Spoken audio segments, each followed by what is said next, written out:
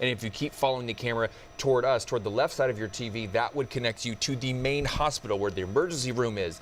The children's wing is on the other side, and many, many other offices. Yeah, Dustin, I know so many of the contacts that we spoke to yesterday said it just looked like a movie that was unfolding. I mean, the cars racing down Yale, and it wasn't just Tulsa police. I mean, there were so many different agencies that all converged on that one location in just a matter of minutes. That's right. You know, I get a pretty unique advantage from up here to be able to see, and I can recognize Tulsa police cars and OHP and EMSA vehicles, but there were so many vehicles that I couldn't recognize. But with all the flashing lights, it did look like a scene from a movie. I mean, right out there on Yale, just out here outside the parking lot of the hospital area, was just full. I mean, it looked like a traffic jam, but it was all emergency vehicles from all over the place. And we're seeing those police officers video from yesterday sweeping the roof. One more question, Dustin. What was the air traffic like yesterday? We just saw video of the police helicopter. Say that again, Dave, sorry. Yeah, what was the air traffic like yesterday when you were up there with other flying vehicles? Yeah, so initially I was the first aircraft on scene, and then not long after I got here, the police helicopter was on scene. And whenever they get here, I definitely give way to them. They get the scene. I just climb up above them.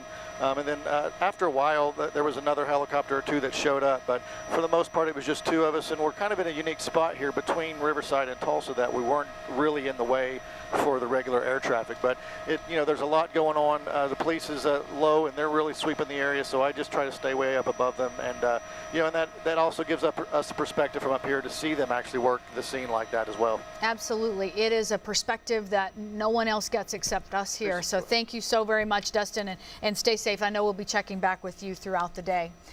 Lots of people who witnessed the shooting were patients. One of them was Jennifer Tapper. She actually used to work at the hospital as a nurse for many years, and she happened to be at the clinic there for urgent care. News on 6's Kristen Weaver is live with us with her firsthand account of seeing this person. Kristen? Absolutely. And you guys, of course, the first thing that you think about when these kind of situations happen, I know last night, you think about those people that you know that work at St. Francis. With the huge operation here, I mean, everybody knows a nurse, a doctor, just somebody that works behind the scenes. And then your mind goes to those people that are just here for a routine visit or some sort of other situation. You know, I had one friend who was about to have a baby here yesterday. And then, like you guys mentioned with Jennifer Tapper, she was just here at the urgent care to, for a routine checkup. She had some pain, and she actually got kind of caught up all in the middle of this. Now, she describes that she was walking out of the parking garage right before all of this went down, and she actually saw the gunman, describes him as a really big man carrying a really big gun, and she says she saw him actually walk inside the building. A few minutes later is when she heard the first round of shots being fired. So, of course, that's when her mind goes to, how do I get out of here? How do I escape this threat? So she, gathers up anybody that's nearby that is not able to get out or is too close to the door and says, hey, come with me, pile in, here we go, let's get out of here. And that's when she hears another round of those shots being fired. So you can imagine it was a pretty terrifying situation for her. She was able to keep her calm and, of course, get out before even law enforcement arrived. So she was, of course, in that right situation, took some people home with her. And again, it was just an incredible firsthand account. You can take a listen to some of what she had told us last night. We heard shots fired, and so then we got across the parking lot, and I was able to get to my car, but her car was parked right by the door. So she couldn't get over to her car. And we see the doctor I had just seen, the nurses I had just seen, they were all in a panic, not in a panic, they were pretty calm. Yeah, and Jennifer herself, she was a nurse for almost 40 years. She spent a lot of that actually working at St. Francis, so she's aware of the active shooter drills that they have every year. She says they are very prepared, and that's what helped her keep calm during this whole situation too. But of course, still an incredibly jarring situation for her and for so many other people that were just here visiting the hospital or having a routine checkup. Guys? All right, thank you, Kristen. I think that was the shock for most folks yesterday. Was we knew a bunch of people that were there. Some had just left. Some were supposed to be going in, and so a lot of the folks that were there or near that Natalie building, no doubt about it, it was fear and panic and uncertainty as to what they were going into. And obviously, I'm sure today they're still shaken. Yeah, and speaking of knowing people, you know, we want to talk to Cal Day because his mom has worked at St. Francis for years. Now, not necessarily in Natalie, but, you know, when this shooting happened, a lot of people are still shaken up today. Cal, talk to us a little bit. I know that your mom's worked there for years, and the protocols that she had to go through when this all went down. Well, Leanne, Dave, that really ups the ante when you know that a family member or somebody that you know is inside one of these scenarios. Of course, this is mostly just something that we observe happening around the country, but when you know this is happening in an area where you grew up, it's tough. And they do have contingencies. Of course, a code silver was called, and when that happens, they do have a plan that they follow. They have protocols for this. The hospital goes into lockdown, and of course they have automatic doors that lock. And so you just got to imagine, though, for the employees on the inside, it was a very tense situation. And a lot of these employees today, they lost friends on some of these floors. These buildings are all connected through skywalks. They have friends that work in different complexes here. This is a big complex, and they have friends that work in different buildings here at St. Francis. A lot of them have been working together for a long time. A lot of them has been growing with the hospital as well. Of course, it's gone under a lot of construction and reconstruction, but of course there are contingencies, and they were able to follow them the best that they could. Of course, it's hard, though, when you do prepare for this and actually have to experience the real deal. A lot of the people that I know, including my mom, have posted the St. Francis symbol today with the hashtag St. Francis Strong as they try to begin this healing process. Live in Tulsa, Cal Day, Oklahoma's own News on 6. Thank you, Cal. For those of you just tuning in, we are awaiting a news conference here in just a matter of minutes, and so we're bringing you coverage leading up to that news conference. Until then, News on 6's Emery Bryan has his perspective that we want to hear. Emery, what has been your experience over these last 24 hours? Well, it was an interesting scene out here last night, arriving as police officers were still arriving. I came from downtown to here, and it was clear that every police officer who was downtown around headquarters, this would have been around shift change normally, you know, 5 o'clock, so there was the normal 5 o'clock traffic, but there were so many police vehicles, marked and unmarked detective units coming to this area that even coming down on Yale, 41st and 51st, some of those streets were being blocked really by so many police vehicles headed this way. Here at the scene, there were employees that some of those folks that initially came out of the building or were locked out because they were for some reason outside the building at the time of the lockdown. They came over here and started making those phone calls that so many people were doing yesterday to find friends, to find coworkers, to find loved ones, and just waiting for answers here. So many people were very stressed by this situation, the uncertainty of what was going on. That was the scene out here at 65th and Yale, just across the street from this building. You know, such a huge campus and such a huge healthcare system. Almost everybody in Tulsa has been through here at some point to see a doctor or go to the adjacent hospital. That this is a place that so many people know, and so many people have been affected by that. And of course, we're seeing that in online comments and so many expressions of grief and sadness and people upset by what's happened at a place that they know very well. Back to you guys. Yeah, Emery, the familiarity of this site, you know, we've mentioned this earlier throughout the morning that we've been doing stories, headlines of mass shootings across the country, but for it to be in our own backyard, it really does set a different tone. And obviously, Emery, I know you've covered Tulsa news for years. Had you ever seen anything like this? Well, you know, this active shooter response is about as big as it gets. There was a very large response when that shot was fired a couple of months ago at Woodland Hills Mall. Turned out to be just a guy that, you know, fired one shot, but that triggered an active shooter response. And I talked to a police officer the other day who said he was the 53rd car to arrive, and he thought he was really in a hurry. But that triggers everybody, the fire department, police department, detectives, FBI, ATF, everybody showed up out here yesterday. But the reality of it is that I talked to a training officer Friday about this. Tulsa patrol officers are trained to go into these situations, go in alone if they have to, not wait for backup, not wait for special equipment, not wait for the SWAT teams you see on TV, because the reality is these things are going to be happening very quickly. They're going to be over very quickly. And so many times these gunmen, according to police training and statistics, these gunmen sometimes will kill themselves as they hear sirens. So they train to go in very quickly. And it seems like we're going to go to that news conference very soon. So back to you guys. Thank you, Emery. Tulsa police, city leaders, and health officials are meeting right now. Let's listen in. Just maybe move up just a bit. Is that okay? Okay. Good morning. We'll get started here in just a minute, but before we do start, I'm Michelle Brooks, City of Tulsa Communications Director. Thank you for being here. We do have 4 speakers today. Tulsa Police Chief Wendell Franklin, Dr. Cliff Robertson, Dr. Ryan Parker, and Tulsa Mayor G.T. Bynum. Before we start, just so you know, all the remarks will be complete and then we will take questions. So the Q&A session will be at the end. When we start with the media questions, we will start on this end and move this way. We will have the opportunity to ask plenty of questions, but we want to have some sort of fluid questions starting from here, and then we'll span this way. When we have all the speakers will give their remarks.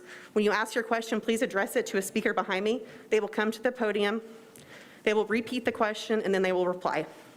So with that, we'll get started, and Chief Franklin is here. Good morning. I'm Chief Wendell Franklin with the Tulsa Police Department. I want to start out by saying that, first off, the most accurate information, the most proper information is going to come from one source, and that's the Tulsa Police Department.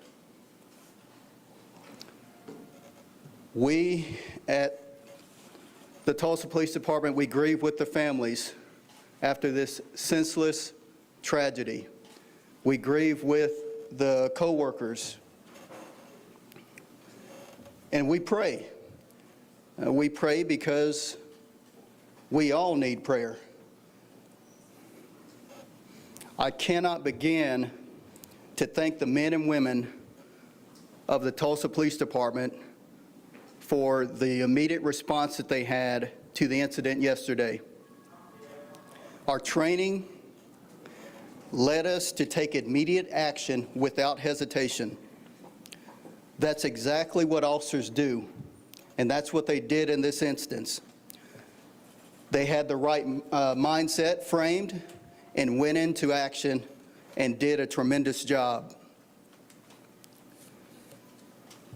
The other first responders that came to the scene, the Tulsa Fire Department, Oklahoma Highway Patrol, Tulsa County Sheriff's Office, the St. Francis Security Team, the Federal Bureau of Investigation, Alcohol, Tobacco, and Firearms, United States Marshal Service, Tribal Police, and other federal and local agencies all responded and descended upon 61st and Yale yesterday. This was not done. This was a coordinated effort. It was not done haphazardly. I also have to thank the dispatchers and call takers at our 911 center that reacted as they were trained. Law enforcement across the nation is dealing with increased violence among people. This is yet another act of violence upon an American city. I will say that as a Tulsa police officer, we train, and we train. And we train for instances such as this. And I'm overwhelmed and proud of the men and women, all those that responded yesterday. Now I want to take some time and go over the timeline with you as we know it today. This information is fluid and can still change, but it is the most accurate information that we have at this point. Before I do that, let me go ahead and provide the names of the victims, and I will allow St. Francis to elaborate more on those victims. We have Dr. Preston Phillips, Dr. Stephanie Huson, Amanda Green, William Love, and our suspect, Michael Lewis.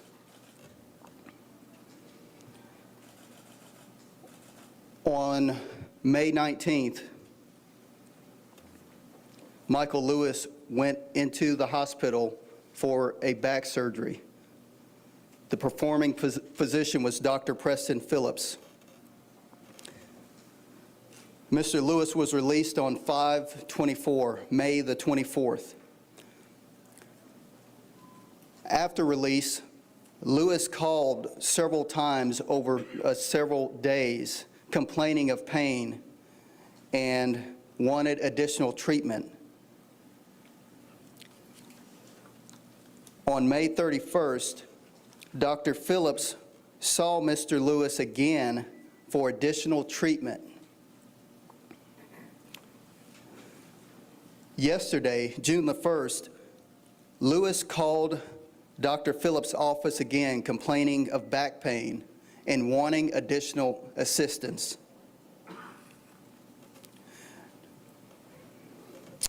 Now, we know through the help of our ATF and their gun tracing that at 2 p.m.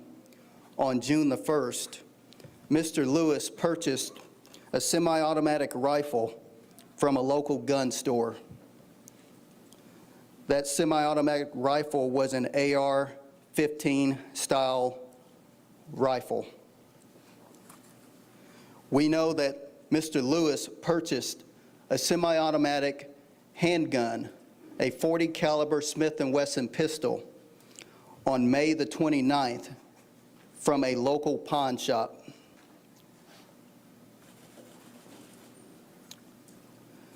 I now want to go into the shooting timeline.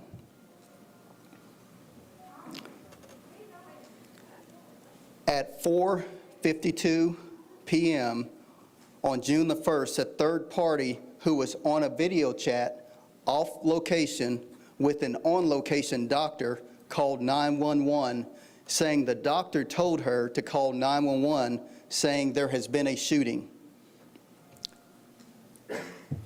At 4:53 p.m., we received a 911 call about a shooter in a building.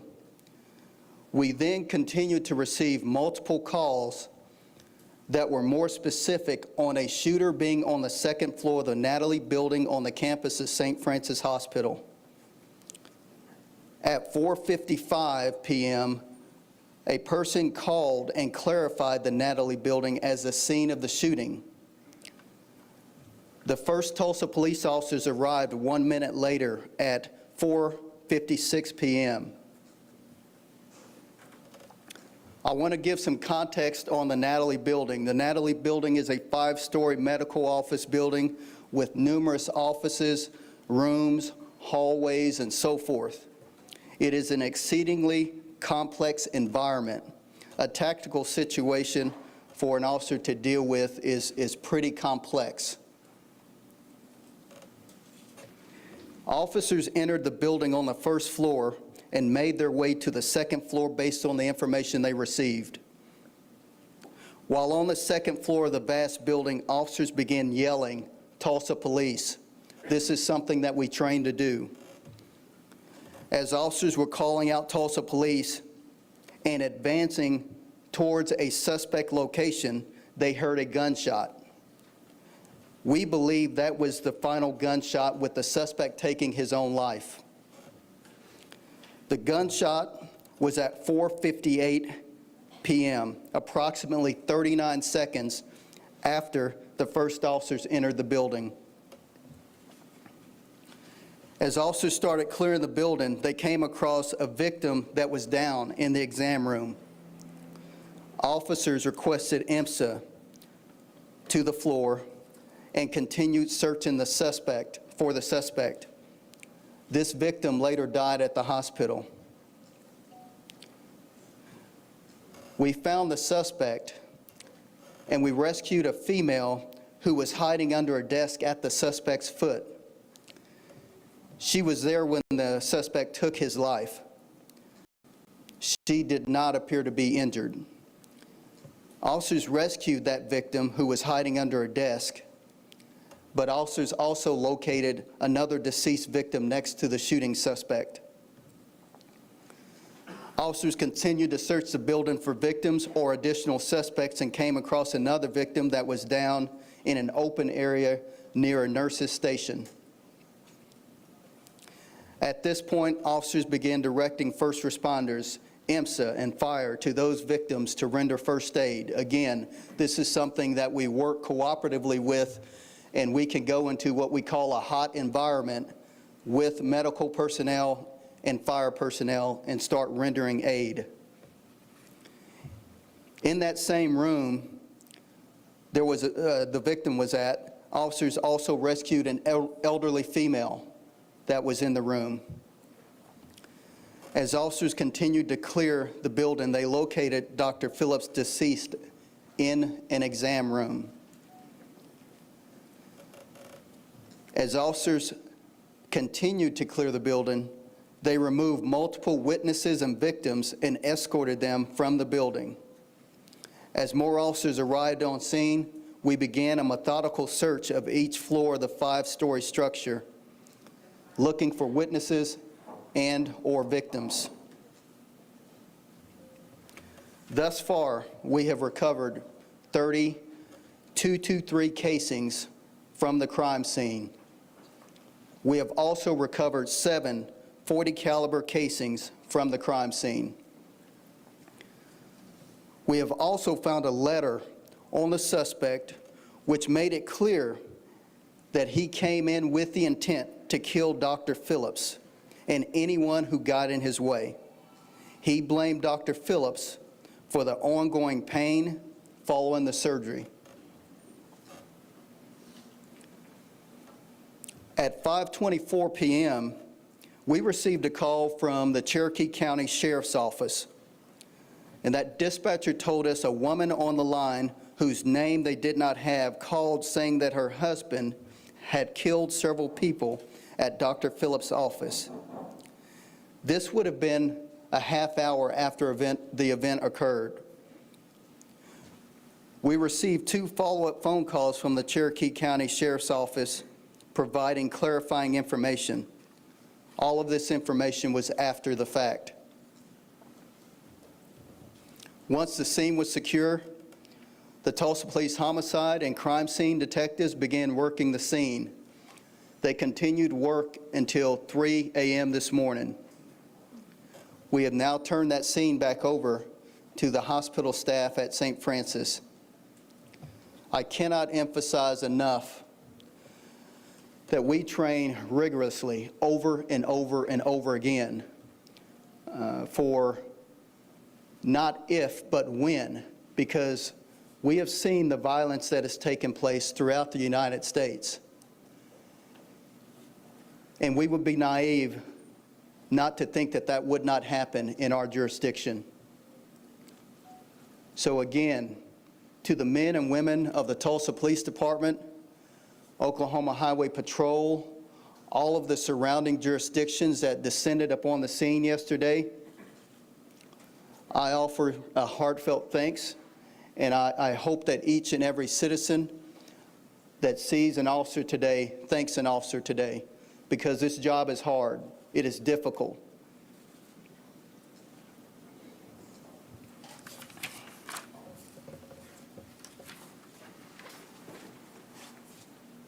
Thank you, Chief Franklin. I had an opportunity to walk through the clinic this morning, and I did that for 2 reasons. One of which so that I could see it for myself, more than just the lobby, which is where I was last night, but also so that I could do one thing, which is I represent over 10,000 people that make up the St. Francis health system. And I prayed over each of the areas where it was clear that someone had laid, including the perpetrator. And I last night sent a message to our staff, and I just asked them to do 2 things, one of which is to is to ask questions, because there are 1,000 questions that we're going to need to try to answer over the next couple of days, the next couple of weeks, probably next couple of months. But I also ask them to acknowledge that yesterday will change St. Francis, and it is up to us to not allow this horrible event, this situation, we can't allow that to make us want to turn our back on the reason that we're here. We were all called into this profession. Whether you're a physician or a caregiver or a support staff, we were all called into this profession to care for others and to care for our community. And while it's human nature to want to turn our backs right now, to want to walk away, we can't do that, and we won't do that. And so all I ask is for you to just continue to support this organization and this community with your prayers,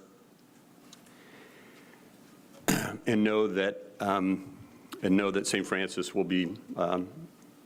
come out of this even stronger still.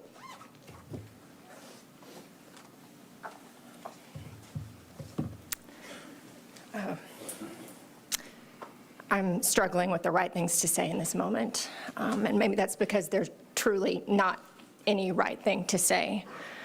There's no words that can adequately describe the emotions that we have been feeling for the last 18 hours.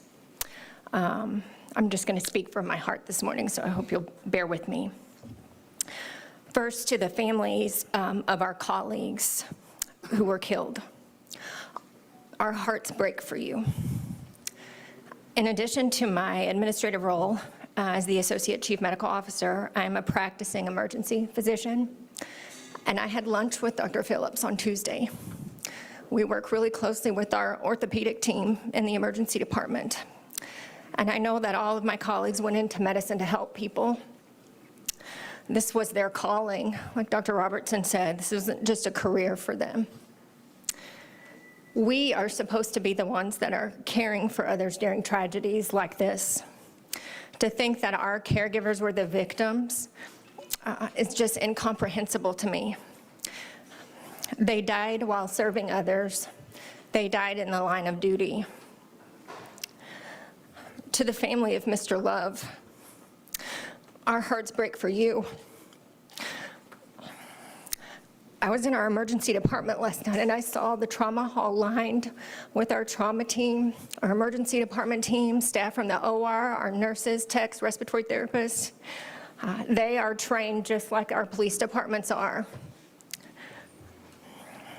We so wanted to be able to utilize our skills and training to save these precious lives.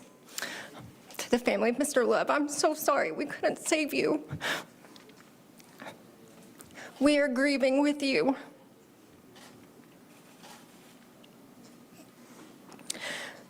When I woke this morning, I really just wanted this to all be a bad dream, but this is the reality of our world right now. And today our world and our St. Francis family are devastated. We were just starting to process the grief and emotions that being on the front line of a pandemic had left with us, and now this tragedy. But I will reiterate what Cliff said. Our job is to help and heal, and we are here to do our job, even if it's with broken hearts. On behalf of our medical staff, I would like to thank our security team and all of the first responders who, without hesitation or fear, were on scene to do what needed to be done. In the emergency department, we have a special relationship with our first responders. We work very closely with our police department, with IMSA and our other EMS agencies. They are part of the team, and we work with them on a daily basis. So thank you for being here for us in our time of need. Thank you for being here when we needed you. Thank you for all you do to serve our community. We have all asked for prayers, and I will reiterate that. Whatever faith you subscribe to, And even if you don't subscribe to a faith, I will tell you that a prayer is just a solemn request for help. And I think we could all agree that our world needs a little bit of help right now. I want to leave you with the prayer that's been on my heart since last night. Lord, I see a world that's dying, wounded by the master of deceit, groping in the darkness, haunted by the years of past defeat. But then I see you standing near me, shining with compassion in your eyes. Jesus, shine down on us. Let your love shine through us in the night. Lord, we want to be your witness. You can take what's wrong and make it right. Thank you.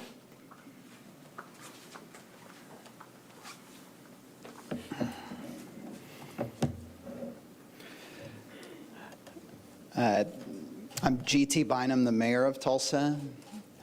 I want to start, I think one of the really important takeaways from the very detailed breakdown that Chief Franklin provided us today is just how many agencies and entities have lent their expertise to this response. And I want to thank a number of people who are here today to show their support for this team at St. Francis.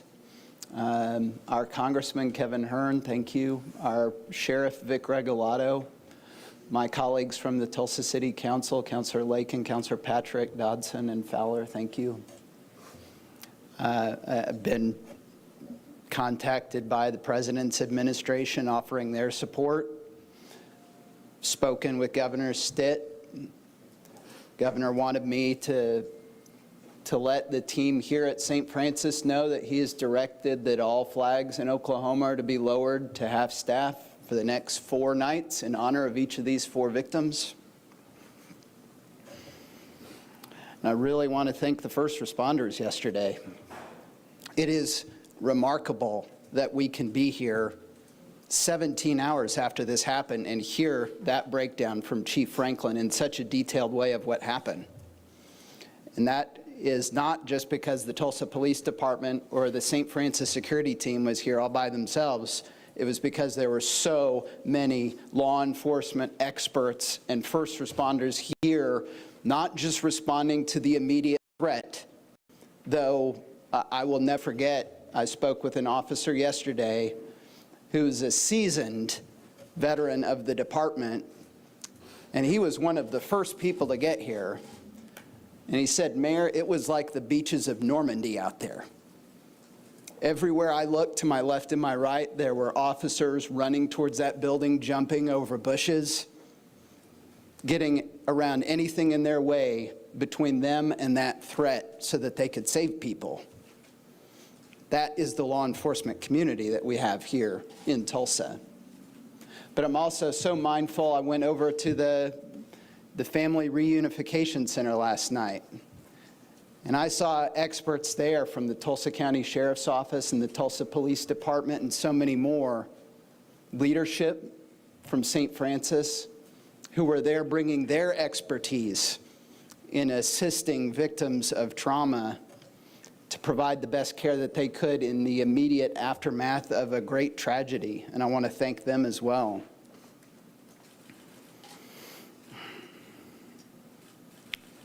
Our focus right now is on grieving. The shooter is dead. The threat that he brought to this campus, that has been ended yesterday. But the days ahead of us and the weeks ahead of us, it is so important for this community to show the team here at St. Francis how much we love you. And I want to thank all of you for coming to work today.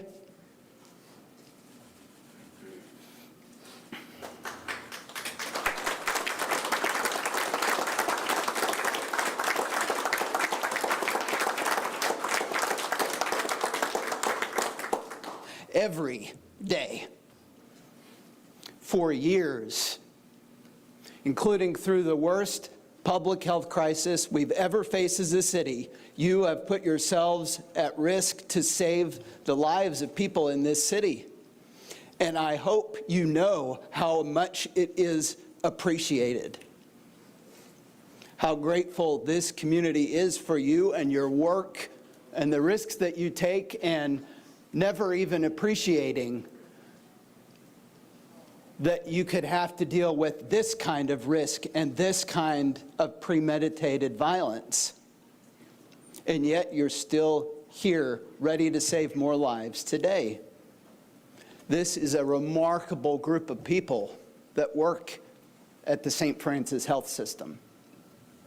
And so I want to ask my fellow Tulsans,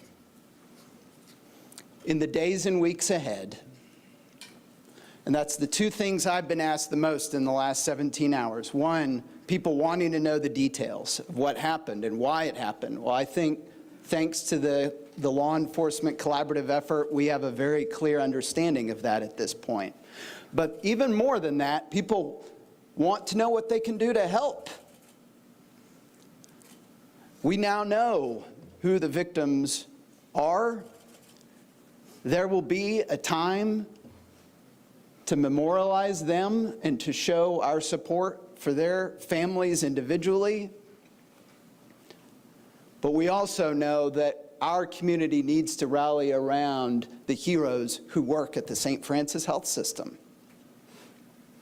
I speak on this as the CEO of another large organization that went through great tragedy in the last few years.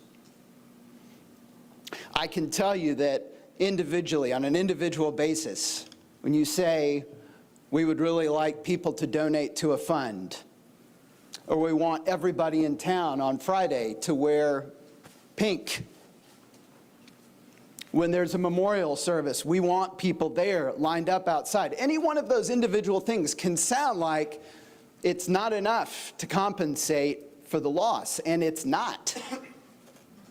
But I can also tell you that when we went through the murder of Sergeant Johnson and the grievous injury to Officer Zarkishan, the way this community rallied around the men and women of the Tulsa Police Department, the way that people on this campus at St. Francis Health System rallied around the men and women of the police department, it meant so much to our officers and their families and everyone who loves them. The collective impact of this community that is a community of such great love, that collective impact made a profound difference to people who are grieving and going through loss.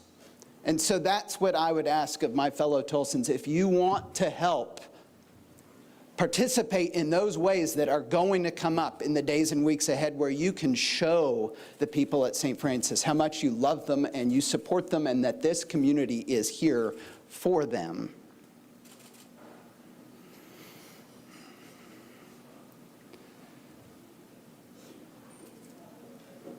I just want to say, lastly, on behalf of everyone in this community, it isn't enough to tell the team at St. Francis how much we love you and how grateful we are for you.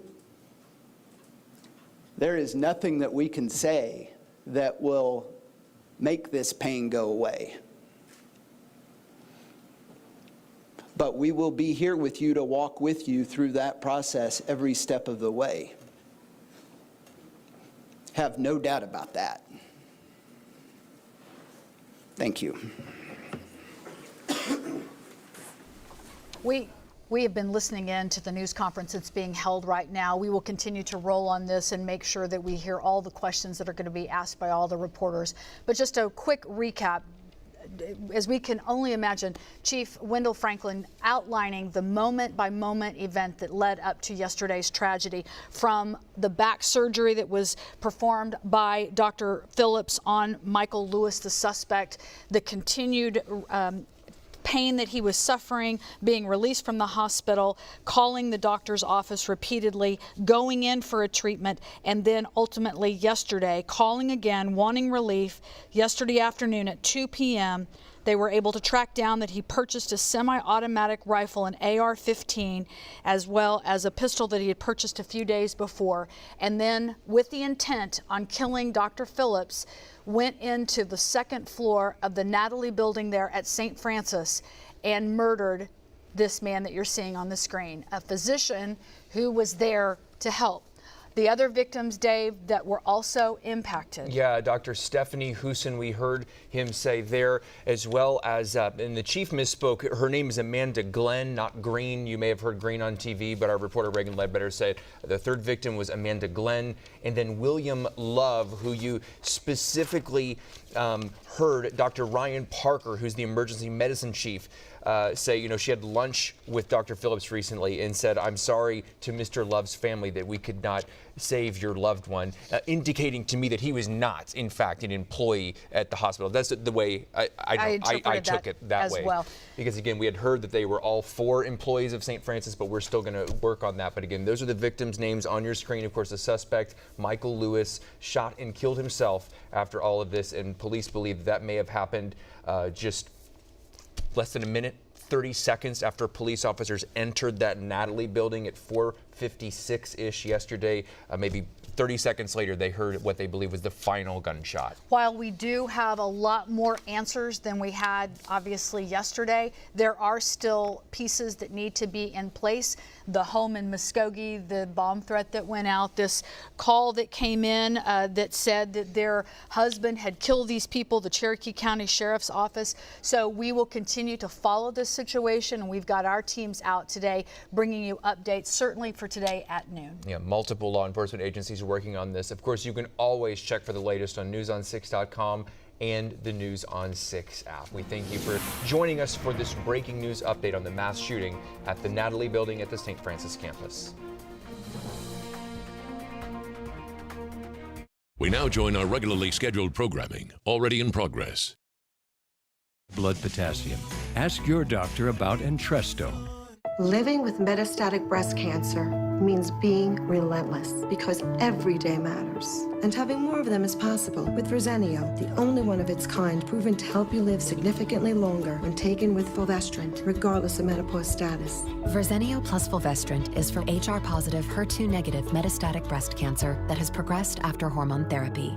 Diarrhea is common, may be severe, or cause dehydration or infection. At the first sign, call your doctor, start an antidiarrheal, and drink fluids. Before taking Verzenio, tell your doctor about any fever, chills, or other signs of infection. Verzenio may cause low white blood cell counts, which may cause serious infection that can lead to death. Life-threatening lung inflammation can occur. Tell your doctor about any new or worsening trouble breathing, cough, or chest pain. Serious liver problems can happen. Symptoms include fatigue, appetite loss,